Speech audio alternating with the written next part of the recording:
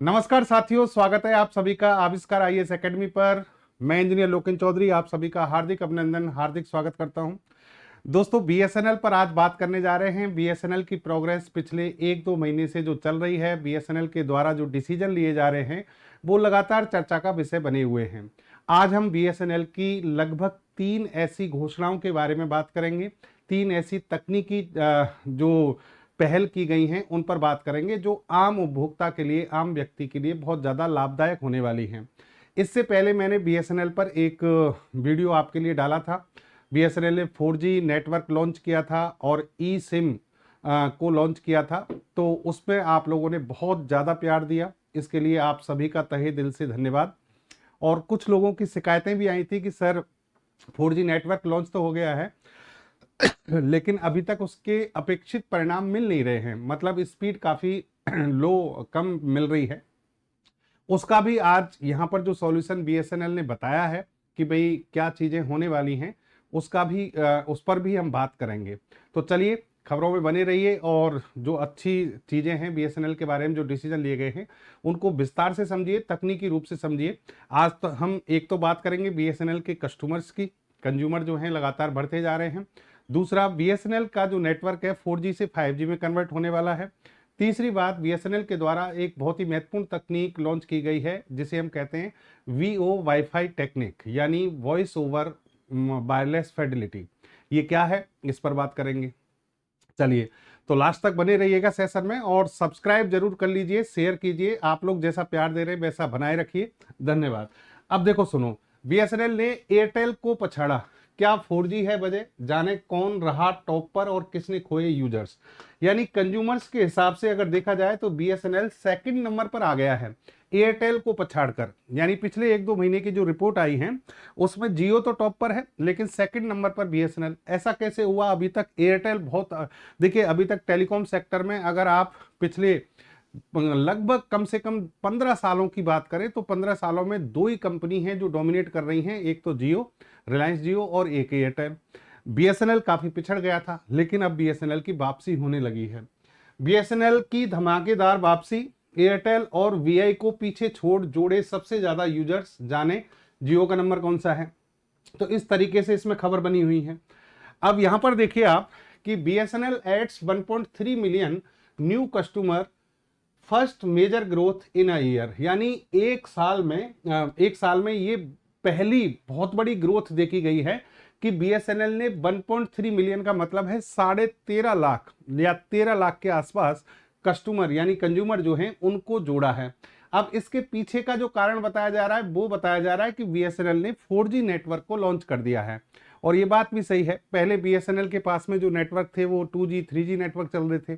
Consumers का विश्वास जो है लो स्पीड के कारण गायब हो रहा था और 2 ही कंपनियां ऐसी थीं जिन पर विश्वास जमा रहे थे। हालांकि वीआई भी चल रहा था, वीआई भी लेकिन काफ़ी पीछे रह गया था, रिलायंस जियो और एयरटेल। लेकिन अब बीएसएनएल ने वापसी की है। बीएसएनएल ने 4G शुरू किया था। सरकारी टेलीकॉम नेटवर्क के लिए पहली खुशखबरी आ गई है।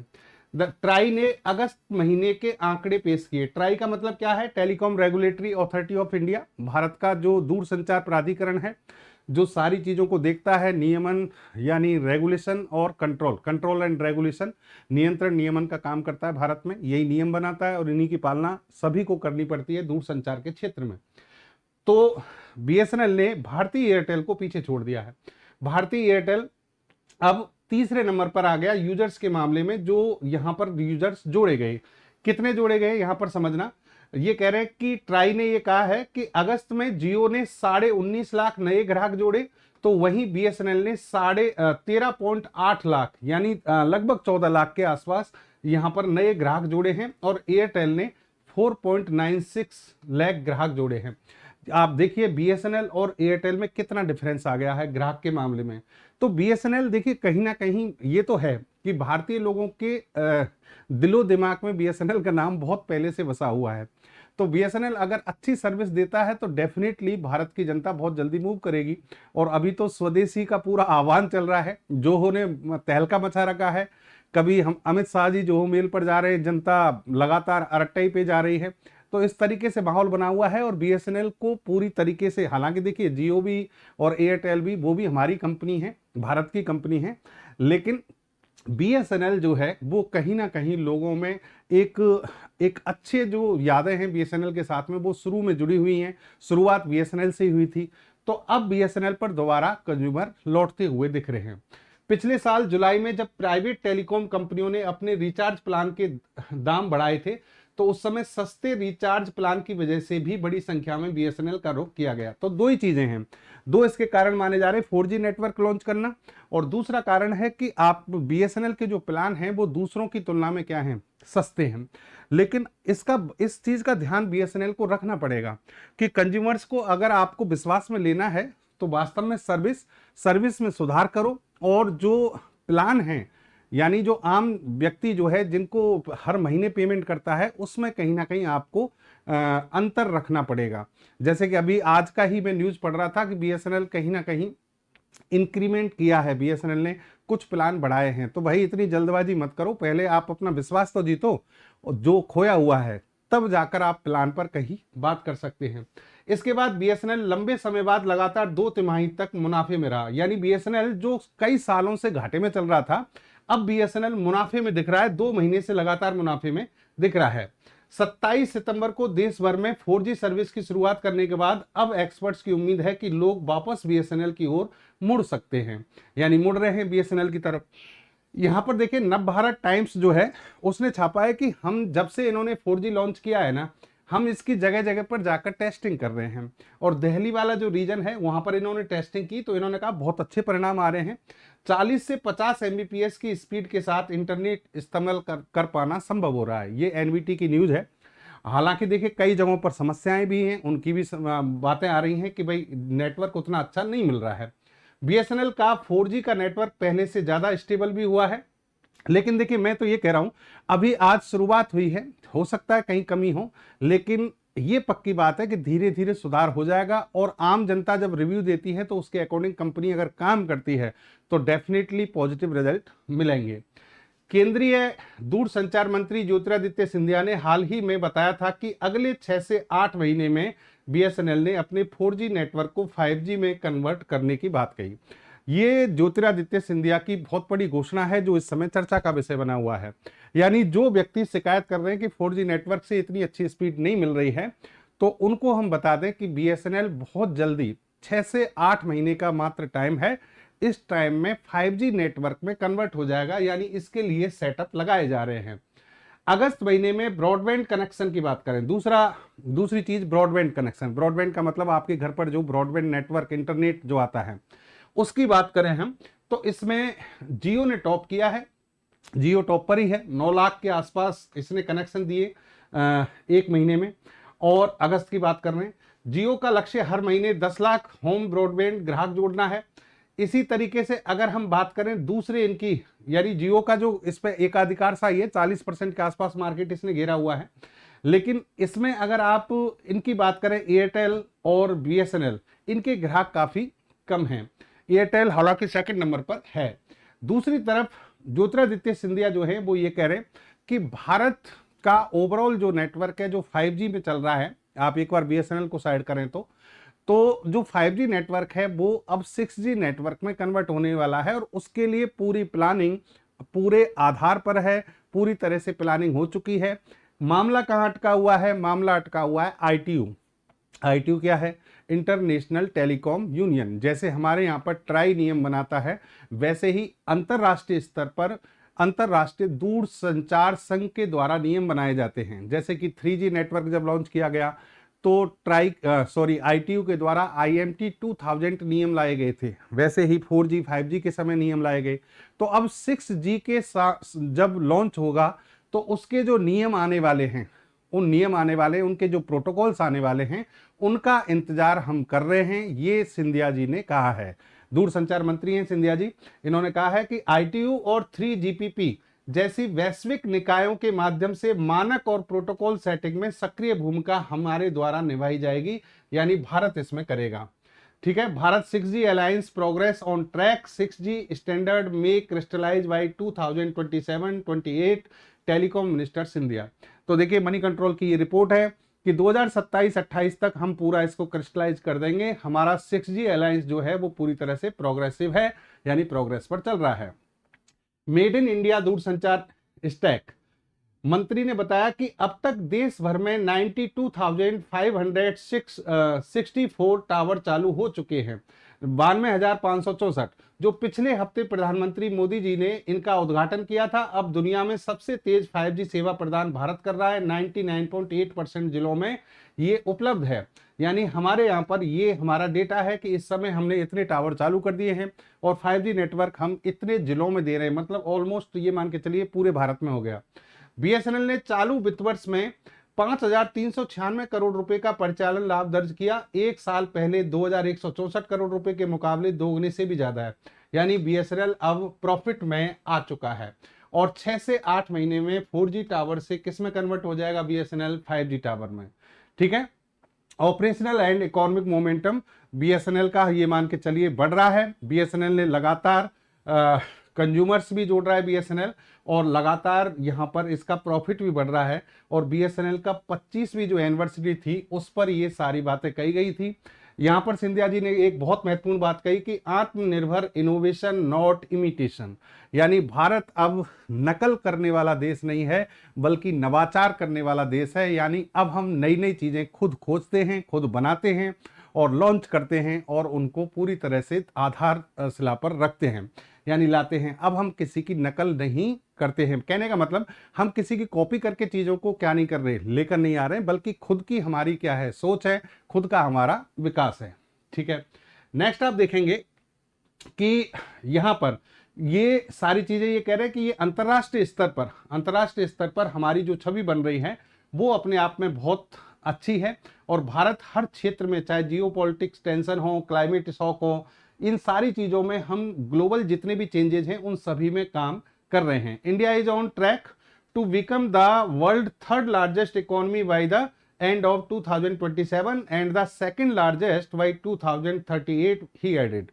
2038 तक हम दूसरी अर्थव्यवस्था बन जाएंगे, 27 तक तीसरी अर्थव्यवस्था बन जाएंगे, ये हमारी प्रोग्रेस रिपोर्ट कहती है।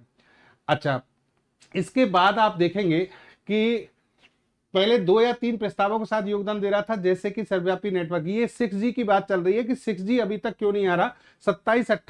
2027-28 तक ये कह रहे हैं कि ITU के जो मानक है, प्रोटोकॉल हैं, वो सामने आ जाएंगे और उसके बाद ये चीजें सामने आएंगी। ठीक है।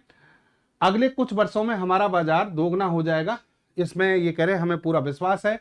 और ब्रॉडबैंड इंडिया फोरम की मांग पर प्रतिक्रिया देते हुए यहां पर देखो एक चीज ये थोड़ा विवादास्पद रही कि दूरसंचार प्राधिकरण जो है ना, दूरसंचार प्राधिकरण यानी ट्राई जो है, और उसमें ये कहा जा रहा है कि जो सैटेलाइट कम्युनिकेशंस हैं उसको एक अलग उद्योग किया जाए और नॉर्मल जो चीजें हैं उनको अलग किया जाए। ठीक है। अब इस पर इनसे पूछा गया कि भाई इस उद्योग संस्था को अलग आप क्या कर रहे हैं, डेवलप कर रहे हैं, तो इस पर आपका क्या कहना है? तो इन्होंने कहा कि भाई जो ट्राई नियम बनाएगा ना उसी को हम सब मानेंगे, मैं इसमें वैचारिक रूप से या इसमें किसी भी प्रकार का इंटरफेयर नहीं करना चाहता। चलिए, तो 4G नेटवर्क से 5G नेटवर्क में आप सभी को पता है बहुत ज्यादा फायदे हैं। इंटरनेट स्पीड की बात करें, 4G में 100 Mbps, तो 5G में 10,000 Mbps, यानी ये आपकी Gbps में स्पीड है, 10 Gbps तक जा सकती है। फिर दूसरी तरफ एरिया कवरेज 4G की बात करें तो यहाँ पर 1 किलोमीटर में 4,000 डिवाइस कनेक्ट कर सकते हैं या 10 लाख कर सकते हैं। यहाँ बैंडविड्थ ज़्यादा है, 200 Mbps तक की डाउनलोडिंग और ये डेटा ट्रांसफर की स्पीड होती है, यहाँ पर 1 Gbps होती है। कहने का मतलब 5G नेटवर्क में आपको बहुत सारे फायदे मिल रहे हैं। लेकिन जब 6G आएगा तो यहाँ पर डेटा रेट 50 गुना और स्पीड जो है ना वो 100 गुना हो जाएगी। 5G से 100 गुना ज़्यादा स्पीड आपको मिलेगी 6G में, और डेटा ट्रांसफर रेट जो है वो लगभग 50 गुना होने वाली है। फिर आप आ जाइए एक और चीज, इन यूजर्स की मौज अब बिना नेटवर्क के भी कर सकेंगे कॉल। शुरू हो गई नई सर्विस। ये नई सर्विस क्या है? VO WiFi. देखो, voice over wireless fidelity. Wireless fidelity WiFi service का तो आप सभी यूज करते हैं, वाईफाई सर्विस को आप सभी जानते हैं। आप वाईफाई से कनेक्शन करते हैं और बिना किसी वायर के आप आराम से कॉलिंग कर सकते हैं, इंटरनेट का मजा ले सकते हैं, डेटा ट्रांसफ़र करते हैं। इसको कहते हैं wireless Fidelity service, wifi service. ठीक है, वाईफाई अपने आप में एक अलग तकनीक है जिस पर हम अलग से कभी किसी सेशन में चर्चा कर सकते हैं।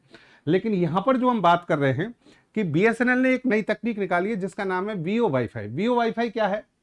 कई बार ऐसा होता है कि वाईफाई नेटवर्क जिसका आप उपयोग कर रहे हैं किसी स्थान विशेष पर, भारत के बहुत से ऐसे दूर दराज के क्षेत्र हैं जहां पर टावर बहुत दूर हैं, या फिर हम कहें कि जहां पर वाईफाई का जो कनेक्शन है वो बहुत स्लो होता है, बहुत लो होता है।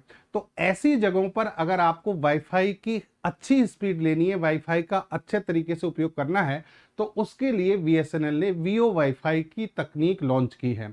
इसे कहते हैं voice over wireless Fidelity technique. अब वीओ वाईफाई जो टेक्निक है, इसमें क्या ऐसा किया गया है कि जिसकी वजह से ये आपको अच्छी स्पीड दे पाएगा? तो देखिए, बीएसएनएल की वीओ वाईफाई सेवा यूजर्स को कम सिग्नल वाले या इंडोर क्षेत्रों में भी स्पष्ट और मजबूत कॉल करने की सुविधा देती है। यानी वाईफाई कॉल आप आसानी से कर सकते हैं जहां नेटवर्क भी कम होता है। कई बार आप बेसमेंट में चले जाते हैं तो वहां आपके लिए नेटवर्क कम हो जाता है, तो इस आप तकनीक को एक्टिवेट कीजिए, वहां आपको ये सुविधा मिल जाएगी। यह सुविधा उन लोगों के लिए बेहद उपयोगी है जो लो नेटवर्क जोन या घर के अंदर रहते हैं। क्या है इस सुविधा का इस्तेमाल करने के लिए आवश्यक क्या है? आपके पास एक स्मार्टफोन होना चाहिए, चाहे वो एंड्रॉयड हो चाहे आईफोन हो। स्थिर वाईफाई नेटवर्क होना चाहिए, जो सिंपल आपका जो वाईफाई नेटवर्क है वही होना चाहिए। ये फोन आप सभी यूज करते हैं, वाईफाई आपके घर पर लगा हुआ होना चाहिए। फिर आप लेटेस्ट सॉफ्टवेयर अपडेट करते हैं, वो कैसे होगा? आपके फोन में बीएसएनएल की सिम डालें, उसमें वीओ वाईफाई का फीचर इनेबल करें। ये मैं प्रोसेस बता रहा हूं। बीएसएनएल की सिम डालिए, वीओ वाईफाई का फीचर को इनेबल कीजिए, जो आपके पास फोन है एंड्रॉयड या फिर आईफोन उसी में, और वाईफाई का कनेक्शन आपके घर पे होना चाहिए। फोन को स्थिर वाईफाई नेटवर्क से कनेक्ट करें, किसी अतिरिक्त ऐप या हार्डवेयर की इसमें आवश्यकता नहीं है। यानी आप केवल क्या करना है, आपको वीओ वाईफाई का फीचर अगर आपके लेटेस्ट जो आपने फोन लिया है उसमें डेफिनेटली होगा, उसमें आप बीएसएनएल की सिम को एक्टिवेट करके बीएसएनएल की सिम से इसे जोड़ के वीओ वाईफाई को एक्टिवेट कर सकते हैं। पुराने फोन जिनमें वीओ वाईफाई सपोर्ट नहीं है, इस सेवा का इस्तेमाल नहीं कर सकते। पुराने फोनों में अगर वो नहीं है तो आप नहीं कर पाएंगे। क्या इससे फायदा है? पूरी तरह से मुफ्त है आपके लिए, बेहतर कनेक्टिविटी होगी, और दक्षिण और पश्चिम क्षेत्र के सर्किल में इसे लॉन्च कर दिया गया है। भारत का जो साउथ जोन है और जो वेस्ट जोन है वहां पर इसे लॉन्च किया गया। भारत में 25वीं सालगिरह, इससे सॉरी बीएसएनएल की 25वीं सालगिरह जो थी उसके उपलक्ष्य में। ठीक है, वेस्ट जोन और साउथ जोन में इसको 2 अक्टूबर 2025 को इन्होंने लॉन्च कर दिया है, BSNL VO WiFi service users को तोहफा। तो ये आपके पास में एक नई फैसिलिटी, नई सुविधा आ गई है। बीएसएनएल ने अब तक 1 लाख से अधिक मोबाइल टावर्स लगाए हैं। कंपनी अब लगभग 97,500 और टावर्स लगाने की योजना बना रही है ताकि पूरे भारत में नेटवर्क कवरेज दिया जाए, और वीओ वाईफाई जो मैं अभी बता रहा था वो भी इन्होंने लॉन्च कर दी है। तो इस तरीके से बीएसएनएल काफी अच्छे कदम आगे उठा रहा है। नेटवर्क की कहीं ना कहीं आपके पास समस्या हो सकती है, लेकिन इंतजार कीजिए, इन सभी चीजों पर कंपनी अच्छे से काम कर रही है और भारत सरकार भी अब इस कंपनी को सपोर्ट कर रही है। तो ये थी आज की जानकारी दोस्तों। मिलेंगे एक बेहतर और अच्छी जानकारी के साथ में अगले सेशन में। उम्मीद करता हूं आज की चीजें आपको समझ में आई होंगी। जय हिंद, जय भारत।